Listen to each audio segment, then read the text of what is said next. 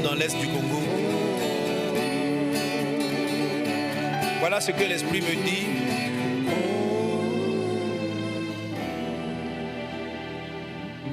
Tous ceux qui tirent avantage du sang versé des troubles dans cette région, un vent violent va venir vous enlever. Les commanditaires de ces choses, quel que soit l'endroit où ils sont, car rien n'empêchera Dieu de faire ce qu'il a prévu sur les nations, seront subitement frappés. Et les endroits où il y avait des violences vont subitement arrêter d'avoir des violences, vont se taire, sans qu'on comprenne pourquoi, comment, qu'est-ce qui s'est passé. Car dans le silence, l'Esprit de Dieu agit, jugeant, convaincant de péché, de jugement, ceux qui pouvaient se repentir et changer, et exterminant ceux qui n'étaient pas prêts de changer, ceux qui voulaient continuer dans le viol, dans la destruction.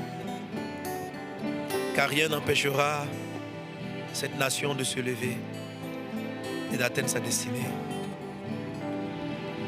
Le temps est venu où les prières des saints pour cette nation vont voir le fruit d'exaucement. Je pense que le temps est venu où les prières des saints. Je vois des centaines, des milliers d'hommes de Dieu qui ont veillé pour ces nations, veillé, prié, supplié, jeûné. Et Dieu leur avait dit d'attendre. Certains et d'autres, plusieurs ont perdu leur vie en suppliant de dire Dieu. Cette nation transporte une grande prophétie.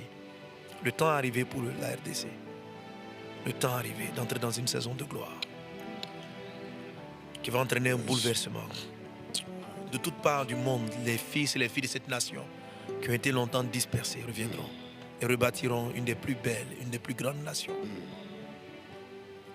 qui dépassera de très loin beaucoup de nations occidentales en très peu de temps. En très peu de temps. Une force, puissance invisible va paralyser les méchants. Et tous ceux qui par la violence, la haine, veulent entretenir la violence pour continuer d'exploiter son sol.